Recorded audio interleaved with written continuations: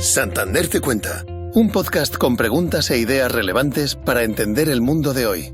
En este episodio, Marta Gallardo y Juan Cerruti, Group Chief Economist y Global Head of Research en Santander, comentan las grandes tendencias económicas actuales y cómo podrán afectar en el medio y largo plazo. Juan Cerruti, buenos días, ¿cómo estás? Hola Marta, un placer, encantado de estar con ustedes de nuevo. Bueno, nosotros encantados también de tenerte aquí. Es una maravilla contar contigo. Creo que ya van 8 veces, ¿no? 8 invitaciones te hemos hecho, 8 invitaciones has aceptado. Pero esta vez no queremos hablar contigo de lo que solemos hacer, que es de la coyuntura económica actual. Esta vez queremos ir un paso más allá y queremos analizar contigo, dados los momentos convulsos que estamos atravesando y viviendo, cuáles son esas grandes tendencias económicas que vamos a ver en los próximos años, en el corto o medio plazo, y que están marcadas además por, creo que 4 bloques estructurales de los que tú te hemos oído hablar en alguna ocasión. Así es, Marta. Yo te diría, bueno, primero que nada, gracias por la oportunidad, porque hablamos mucho de coyuntura, de corto plazo y demás, pero yo particularmente disfruto mucho hablar más del mediano y del largo plazo, ¿no? Que a veces, bueno, el día a día no nos permite hablar tanto de esto, pero son cosas muy relevantes, ¿no? Y yo te diría que en general se habla de megatendencias, cada uno le pone un nombre distinto, pero hay 4 tendencias o megatendencias generales que nosotros decimos son un poco las que van a moldear el mundo en los próximos 5, 10, 20, 30, 40 años, ¿no? Los cambios geopolíticos, por un lado, con todo lo que estamos viendo de realineamientos, de cambio de tendencias y entre países, bloques, regiones, etcétera. La demografía en su conjunto, que si bien va a cambiar la demografía porque las poblaciones envejecen, va a tener muchísimas repercusiones en nuestro día a día y en la economía. El cambio climático, que es un hecho y llegó para quedarse y eso va a tener consecuencias también económicas. Y las nuevas tecnologías, entre las cuales normalmente solemos hablar de la inteligencia artificial, pero no es solo la inteligencia artificial. Esas serían un poco las 4 grandes megatendencias que vemos. Pues si te parece, Juan, vamos a empezar por esa megatendencia en geopolítica, ¿no? A nadie se le escapa que tenemos sociedades preocupadas por todo lo que está pasando. Hace unas semanas vimos esa gran reunión de China, de Rusia, etcétera, quizá un tanto preocupante. ¿Vemos que tendemos quizá a una geopolítica o a una estructura de bloques cada vez más acentuados a nivel global? Y si es así, ¿cómo podemos o cómo esto va a afectar a la economía de los países, ¿no? Porque creo que estamos todos expectantes ante todo lo que está pasando. Sí, así es, Marta. Yo te diría que mirándolo un poco en perspectiva, lo que estamos viendo es un mundo que está cambiando de la globalización o de la hiperglobalización, ¿no? Algunos analistas dicen que teníamos una idea un poco naif del mundo donde todos éramos amigos y todos éramos iguales. Desde hace ya bastantes años. Exactamente. Estamos mutando o en una transición de un ciclo de hiperglobalización a un ciclo que le podemos poner distintos nombres. A mí me gusta el nombre de autonomías estratégicas, ¿no? Que se utiliza mucho. ¿Y por qué se produjo eso? Bueno, básicamente porque en los últimos 2 años tuvimos 2 hechos fundamentales que a los países y a las regiones les hicieron un poco reflexionar sobre decir, momento, ¿qué pasa si el mundo se apaga, se corta, las cadenas globales se ven amenazadas y de repente no puedo garantizarme el suministro de cuestiones básicas como alimentos o energías? Esos 2 eventos, yo te diría, fue primero la pandemia, ¿sí? La pandemia de COVID-19 y después la invasión de Rusia a Ucrania, que entre otras cuestiones es el evento armado bélico más importante desde la Segunda Guerra Mundial. Esas 2 cuestiones es interesante ver que generaron disrupciones en las cadenas de valor, el precio de los alimentos subió muchísimo, la energía también. Entonces muchos países y muchas regiones empezaron a decir, no, momento, yo acá tengo que pensarlo esto geoestratégicamente de otra forma.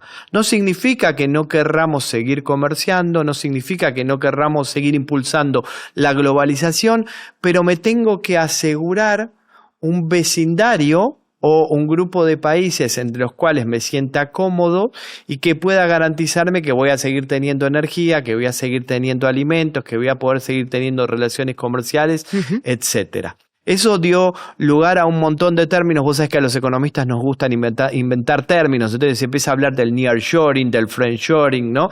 De países que son cercanos, que son amigables y también puede generar algún costo. Hay un estudio del FMI que dice que si esta geofragmentación avanzase muchísimo más, esto en el largo plazo podría generar un costo de 7 puntos del producto global. Por supuesto es un escenario hipotético, es una simulación que ha hecho y no significa que vaya a pasar. Pero sí tenemos que tener en cuenta que acá hay un mundo donde de repente hay países o regiones que prefieren pagar en cierta forma un seguro por garantizarse el abastecimiento. Entonces, donde tenía la fábrica en un país, decido trasladarlo a otro, aunque sea más caro producir, porque estoy seguro que en ese país voy a poder producir. ¿Es eficiente desde un punto de vista económico? Yo te diría es menos eficiente que el mundo en el cual veníamos. Pero es el mundo un poco que nos dejaron estos sucesos bastante disruptivos que tuvimos como la pandemia o como la guerra en Ucrania. Y en medio de todo esto, la administración Trump con su guerra de los aranceles, ¿no? Que también afecta, entiendo, de manera contundente a la economía global. Bueno, la geopolítica sin duda se convirtió en uno de los campos que más empezamos a estudiar los economistas. De hecho, ahora hablamos mucho de geoeconomía. ¿Qué es la geoeconomía? Es aquella gente que se empieza a especializar en cómo los fenómenos geopolíticos impactan en la economía, ¿no? Y lo que vos decías, Marta, de la guerra tarifaria, la guerra comercial que se está lanzando desde Estados Unidos, evidentemente es un capítulo más de estos cambios geopolíticos. El trasfondo es claramente una puja de poderes entre Estados Unidos y China, que son hoy las dos grandes economías globales y por lo tanto estas grandes economías quieren tratar de reequilibrar la geopolítica a su favor, ¿no? Empieza a haber mucha gente que empieza a hablar de cómo podemos reglobalizar el mundo, ¿no? Es otro concepto que se empieza a pensar mucho. ¿Cómo me puedo globalizar desde pilares más sólidos, ¿no? En el medio está el caso de la Unión Europea, de Europa, que Europa, claro, en esta guerra de colosos económicos hay que repensar cómo se inserta Europa en el mundo de una manera más ágil, ¿no? Recuperando parte de la competitividad perdida, ¿no? Eso es un gran capítulo que viene hacia adelante, que es cómo Europa también hace valer su peso en esta nueva geopolítica. Pero indudablemente estamos en un mundo más volátil, estamos en un mundo donde lo que pasa en un costado afecta al consumidor del otro lado, porque todos consumimos productos de todas partes del mundo. Y en este mundo global y en estos próximos años vamos a pasar a esa segunda gran tendencia o estructura de la que tú nos hablabas, que es ese ámbito demográfico, ¿no? Está habiendo movimientos migratorios cada vez más grandes, importantes. ¿Cómo va a afectar esto también a la economía? Porque esto entiendo, como tú decías, que tiene un peso específico también crucial, ¿no? Bueno, la demografía va a cambiar muchísimo en los próximos 10, 20 años, pero muchísimo. Hay un estudio creo que es de Naciones Unidas que dice que para mediados del 2030 va a haber en el mundo más personas mayores de 80 años que bebés. Cada vez que vamos a algún lugar internacional, me pasó en Washington, hay más seminarios de lo que se llama la Grey Economy, la economía de las canas, ¿no? Y es empezar a pensar cómo va a ser el consumidor promedio de los próximos años, que probablemente va a ser un consumidor de 50, 60, 70 años, que domina la tecnología. Cada vez hay más una economía alrededor de la gente de esta edad promedio. Al mismo tiempo, el envejecimiento de la población plantea muchos desafíos en términos de la sostenibilidad, por ejemplo, de los sistemas de pensiones, ¿no? Los sistemas de pensiones funcionan porque la gente que está económicamente activa es la que aporta para sostener a aquella que está retirada.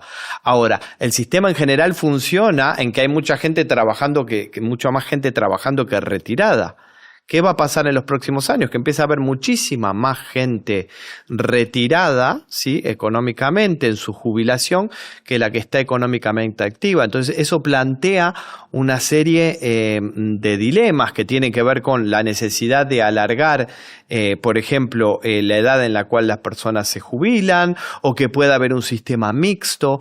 Todo esto va a cambiar significativamente y es un desafío también para las empresas. Las empresas que tradicionalmente nos hemos concentrado en diseñar productos pensando en las generaciones jóvenes, tal vez tengamos que empezar a pensar, bueno, si el promedio de edad de mi consumidor va a ser distinto, ¿qué cambios tengo que hacer en mis productos? O sea, va a ser un cambio demográfico, pero va a ser un cambio socioeconómico también muy relevante. Porque además, efectivamente, como comentabas, la población se envejece mucho en algunos países, pero es que hay otros países que están teniendo un boom demográfico, un crecimiento más notable. Sí, regiones como África, por ejemplo, van a empezar a ser centrales. 2 de cada 3 personas que van a nacer en el mundo en los próximos 50 años van a nacer en África.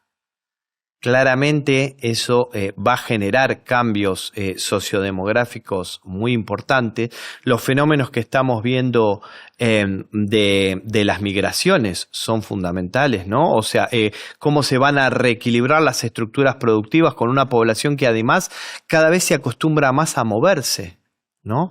La tecnología con los cambios demográficos ha generado fenómenos de trabajadores como el nómade digital. El nómade digital es un fenómeno que no me voy mucho más atrás. Hasta antes de la pandemia prácticamente, ¿cuántos de nosotros usábamos asiduamente las herramientas como Teams o Zoom? Lo usábamos poco. Poquísimo. Era una rareza. El fenómeno digital surge en los últimos 3-4 años. Y ese es un fenómeno interesantísimo porque el trabajador digital, de los cuales cada vez hay más y de los cuales, por ejemplo, España es un buen ejemplo de atracción de nómades digitales, le da un poder al trabajador que empieza a ser una figurita difícil tener un trabajador en edad activa. Él puede prestar servicios a cualquier parte del mundo. Ahora, solo puede elegir consumir y tributar en el país donde decide vivir. Eso es muy importante. Exacto. Entonces, ¿qué empieza a pasar? Que los países tienen que empezar a ser atractivos desde un punto de vista fiscal y desde un montón de otros puntos en términos de seguridad, de calidad de vida, de clima, etcétera, para atraer a esas personas a tributar, a pagar sus impuestos ahí, por lo tanto a sostener pensiones en ese país y a consumir en los comercios de ese país. Puede darle servicio a cualquier parte del mundo, pero solo puede vivir en un país. Eso es interesante porque empieza a convertir a los países, a hacer que los países compitan por ser atractivos para atraer ese capital humano. Que puede estar en cualquier sitio. Vamos con ese tercer elemento que tú mencionabas y que también impacta de manera radical en la economía global de los próximos años, que es el cambio climático. Creo que a nadie se le escapa tampoco este punto. El cambio climático está ahí. Cada vez hay fenómenos más extremos. El cambio climático está afectando de manera ya notable a determinadas geografías, a determinados países, a determinadas zonas. Y esto efectivamente tiene unos costes, unos riesgos, no sé si quizá también unas oportunidades, pero ¿de qué manera, Juan, vamos a ver este impacto en los próximos años? Bueno, el cambio climático sin duda es otra de las grandes tendencias, ¿no? Los veranos en España nos lo recuerdan. Nosotros, por ejemplo, en el Servicio de Estudio de Santander, desde hace ya 5 años, entre nuestros escenarios de estrés ponemos escenarios de riesgo climático. O sea que estamos acostumbrados a trabajar con escenarios de riesgo climático. No es fácil. Al principio estábamos haciendo camino al andar, pero ahora tenemos una cantidad de herramientas para analizar eso que no teníamos para nada hace 5 años.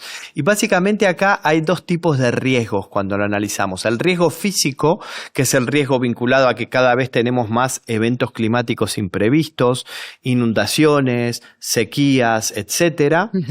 Y el riesgo de transición. ¿El riesgo de transición qué es? Para ponerlo de manera sencilla, que no hagamos los deberes a tiempo. El riesgo de transición es que no lleguemos al sendero de los objetivos y que no hagamos los deberes a tiempo de descarbonización, etcétera, para evitar que este fenómeno pase a un punto de no retorno.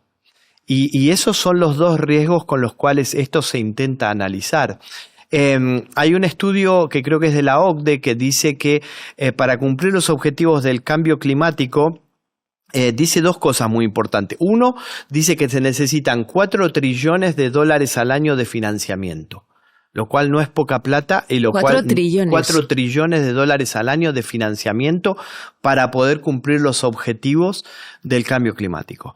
Y después hay un estudio muy interesante que dice algo más importante que se relaciona con lo que hablábamos al principio. Dice que se necesita cooperación global. Fundamental. Que si no tenés cooperación global, si los países van a un escenario competitivo y no colaborativo, no llegás a los objetivos del cambio climático. Es decir, ¿qué dice esto? Para ponerlo en palabras sencillas, dice que todo lo que los países vayan avanzando en la lucha del cambio climático en términos de tecnología, se tiene que compartir. Porque si no lo compartís, no podés llegar a alcanzar esos objetivos. Entonces, al final, el cambio climático también es una historia de cooperación. Al final, el cambio climático nos vuelve al primer cuadrante de cómo hacemos para que este mundo empiece a trabajar de nuevo más globalizado, porque la consecución de uno de los objetivos nos permite alcanzar el otro. Efectivamente, para trabajar de manera más coordinada y justo esto me da pie para ir al último punto, ¿no? Porque creo que en la lucha contra el cambio climático, en los cambios que son necesarios para abordarlo e incluso en los costes que puede tener, que tiene, pues bueno, esa transición, ¿no? Hacia un mundo y hacia una economía más sostenible. Impacta directamente la inteligencia artificial. Uh-huh. Inteligencia artificial que, como tú mencionabas, es una de las disrupciones más grandes de este siglo, que impacta en las empresas, en la manera de trabajar, en los procesos, en la manera de producir, en el empleo, en muchas cosas. Juan, ¿qué papel va a desempeñar o está desempeñando ya la inteligencia artificial para la economía de los próximos años? Las nuevas tecnologías. Y acá lo primero que yo creo que hay que admitir, por ser intelectualmente honesto, es que no lo sabemos a ciencia cierta y solo podemos especular. Uh-huh. Tenemos antecedentes. Sí, la mitad de la biblioteca dice que se puede replicar algo de lo que vimos de los anteriores adelantos tecnológicos. La otra mitad dice, no, esto es completamente nuevo. Yo lo único que sé, Marta, es que vos sabés bien, yo tengo un hijo de 2 años y lo único que sé es que no tengo la menor idea de lo que va a trabajar. Y que de lo que va a trabajar yo no lo puedo ni pensar. Porque probablemente todos estos trabajos se van a reformular. Claro, nos da incertidumbre, porque uno normalmente está en nuestra naturaleza. El ser humano no convive bien con la incertidumbre, ¿no? La incertidumbre nos molesta, nos genera ansiedad, nos genera intranquilidad. Pero es parte normal de nuestro día a día, ¿no? Y lo que tenemos es cierta imposibilidad de imaginarnos cómo viene el futuro. A ver, cualquier estructura económica requiere de gente que trabaje. Cualquier estructura económica requiere... ¿Por qué? Porque requiere de gente que consuma, que compre un producto. Efectivamente. Entonces, yo estoy del lado de los que cree que a lo que vamos probablemente es una reformulación importante de los puestos de trabajo, no al final de los puestos de trabajo, porque la economía como tal no se concibe sin puestos de trabajo. Digamos, requiere consumo, producción, ahorro, etcétera. Y eso es intrínseco que el ser humano desarrolle una actividad. Ahora, probablemente se va a reformular profundamente la forma en la cual nosotros desarrollamos el trabajo. Uh-huh. Hay un estudio de McKinsey que dice que la productividad puede aumentar alrededor de medio punto porcentual por año en los próximos años solo por la inteligencia artificial. Este estudio de McKinsey no incorpora todo el resto de las tecnologías, machine learning, biotecnología, etcétera. Sí, tenemos un abanico amplio y contundente ahí. Es un abanico amplio y contundente. Y dicen los que saben de inteligencia artificial, yo no soy un experto en inteligencia artificial, que la inteligencia artificial está en un grado de desarrollo similar a los primeros 5 meses de vida de un ser humano. Es decir, que se va desarrollando exponencialmente, que la velocidad con la cual mejora hacia adelante uh-huh. es acelerada, de manera a una tasa exponencial. Entonces yo creo que es un desafío lindo, es un desafío bonito. Yo aprendo también con la inteligencia artificial, uno hace ensayos, prueba y error, ¿no?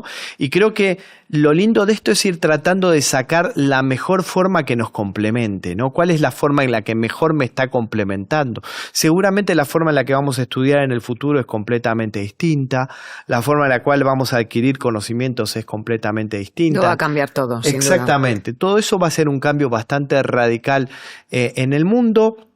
Yo creo que un cambio positivo, porque acordate, y lo vuelvo a relacionar con otra megatendencia, que en la demografía, ¿qué dijimos? Va a haber menos gente en edad de trabajar.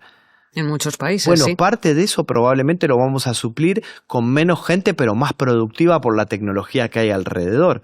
Y eso es fundamental, porque vamos a necesitar seguir produciendo la misma cantidad de bienes y servicios para los que están en la etapa del retiro. Entonces, la tecnología va a jugar un rol para ayudar en eso. Y Juan, una vez analizados estas 4 grandes tendencias de las que estos 4 grandes factores de los que nos has hablado, a mí me gustaría poner un punto importante a todo esto, un paraguas de inversión, porque todo esto va a requerir grandes inversiones, ¿no? En todos los aspectos. ¿De dónde van a salir esos recursos? ¿Quién va a pagar todo esto? Exactamente. Y una buena forma de conectar estas 4 megatendencias es que va a requerir inversión, y la inversión va a requerir financiamiento. Entonces, acá voy a hacer un poco el aviso parroquial como buen banco. Haces bien. Pero aquellos que dicen, bueno, los bancos, el final de los bancos reemplazados, yo soy de los que cree al revés. Yo creo que el mundo necesita más financiamiento, y financiamiento con gente que lo sepa hacer, y la gente que lo sabe hacer son los bancos. Podés ponerle el nombre, que vamos a un banco del futuro distinto, seguro. Bancos completamente distintos, más ágiles, más digitales. Pero al final del día, el mundo, lo que te dice el cambio climático, lo que te dice la demografía plantea un desafío enorme a los sistemas de pensiones y por lo tanto a los déficits de los países. Y la forma de financiar los déficits es con financiamiento. Lo que te dice una geopolítica con un mundo menos eficiente es que vas a buscar la forma de cómo hacemos para recomponer las cadenas globales. La cantidad de inversión que se va a necesitar para desarrollar las nuevas tecnologías. Entonces, si vos pones todo eso junto, lo que el resultado final o el común denominador de todas estas megatendencias es que vamos a un mundo que va a necesitar una gran cantidad de financiamiento. Va a necesitar gente que sepa cómo financiarlo y que sepa cómo canalizar ese ahorro en inversión, que es finalmente lo que hacen los bancos y otros intermediarios financieros, ¿no? ¿Cómo hacemos para que la economía siga creciendo? Porque acá lo que necesitas es que la torta se siga agrandando para que los recursos, como bien decías vos al principio, alcancen para todos. Pues Juan, yo te agradezco muchísimo el análisis que nos has hecho. Ha sido realmente instructivo y didáctico. Me encantaría tener un minuto más para que abordásemos la coyuntura económica actual que nos espera, pero no tenemos tiempo, y eso nos da la oportunidad de invitarte a un siguiente episodio de Santander Te Cuenta para que abordemos lo que nos está pasando ahora y lo que nos va a pasar en los próximos meses. Juan, un placer como siempre. Gracias por estar aquí en nuestro primer episodio de temporada, y lo dicho, te esperamos en una siguiente ocasión. Un placer acompañarnos. Gracias, Marta. Gracias. Si quieres descubrir más conversaciones interesantes, no dejes de visitar nuestro canal de Santander Te Cuenta en YouTube, Spotify, iVoox, Podimo y Apple Podcast.